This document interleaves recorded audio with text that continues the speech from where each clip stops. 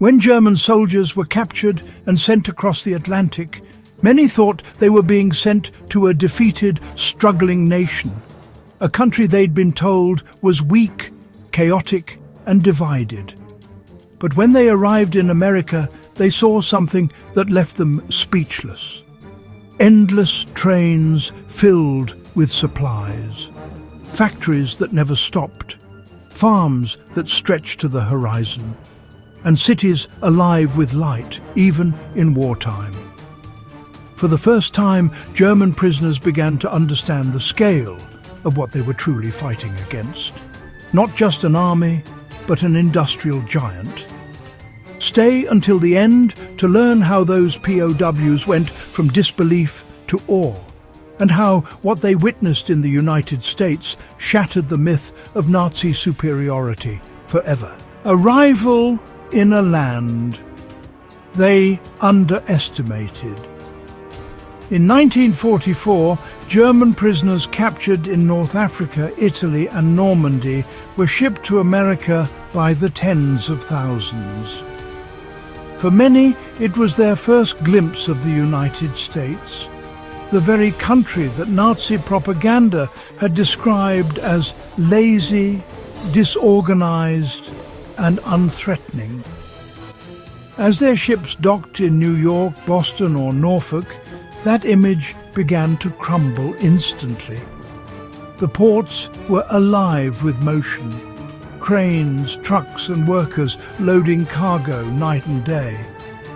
Everywhere they looked, they saw machinery, modern, powerful and endless.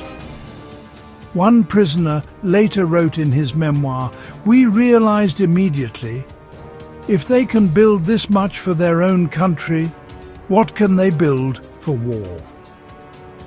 The German army had fought with pride, but few soldiers had ever imagined the scale of what industrial America was capable of.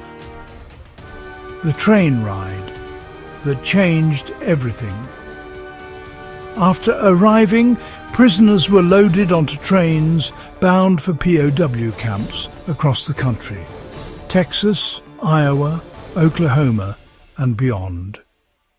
Those train rides became lessons in American geography and power. As the trains rolled through industrial zones, POWs looked out their windows in stunned silence. They saw steel mills glowing red in the night, rows of locomotives hauling coal and ammunition, endless assembly lines producing trucks, aircraft parts and uniforms, and yet everyday life seemed untouched by hardship. Civilians were still well fed, the lights stayed on, and stores were full. It was a revelation that Germany's war machine had never prepared them for. One prisoner wrote home, "We fought against a nation we never understood. Their factories are as endless as their land." Inside the POW camps. When the trains finally reached their destinations, German soldiers found themselves surrounded by more proof of America's power. The camps themselves were built in a matter of weeks. Wooden barracks, kitchens, fences and water towers, all laid out with military precision. The speed of construction impressed even the engineers among the prisoners.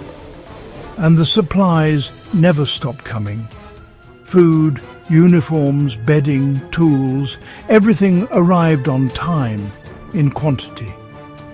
Even in captivity, the Germans realized something vital. America's logistics worked. They came from a country where shortages and air raids had become daily life. In the US, they were surrounded by abundance, from the bread on their plates to the trucks that delivered it. Work and the American factory system. Many POWs were assigned to work on farms and in factories, under supervision, but with decent conditions. They witnessed assembly lines producing tractors, vehicles and ammunition with a speed that left them amazed. Back home, many German factories relied on manual labour and rigid systems that slowed production. Here they saw something different. Workers using standardized parts, machines and modern tools. It was fast, efficient and above all coordinated. A few German officers even admitted in private letters that American industry was the ultimate weapon. The war wasn't just fought by soldiers, it was powered by this unstoppable machine. The shock of the American home front. Even more astonishing for many POWs was how normal civilian life seemed. They expected to see cities darkened by bombings, hungry families or fuel shortages. Instead, they saw the opposite. Shiny cars on the streets, packed diners, newspapers printed daily. Some were even taken to movie theatres for morale programs and saw American films showing abundance, confidence and humour, all during total war. The propaganda they'd grown up with of America as a fractured, decadent society fell apart overnight.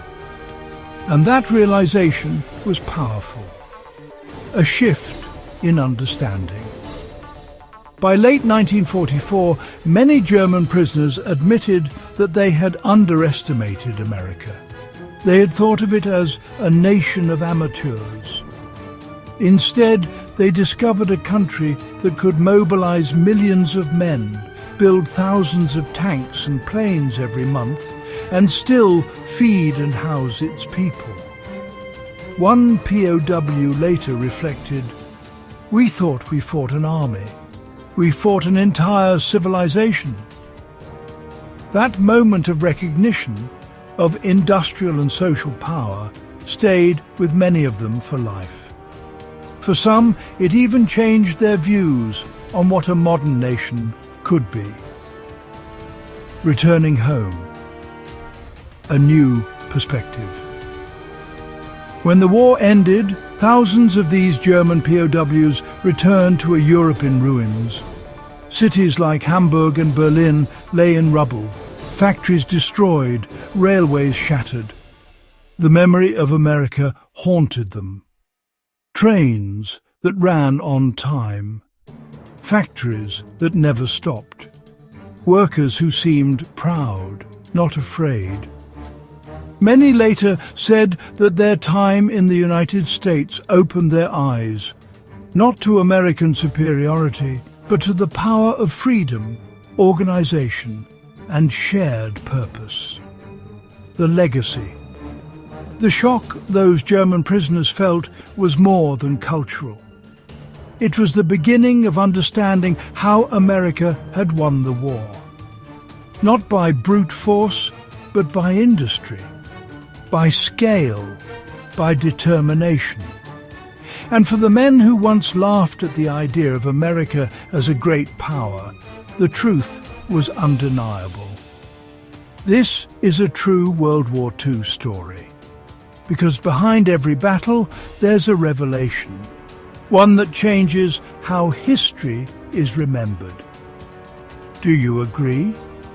Let us know in the comments and subscribe for more true World War II stories.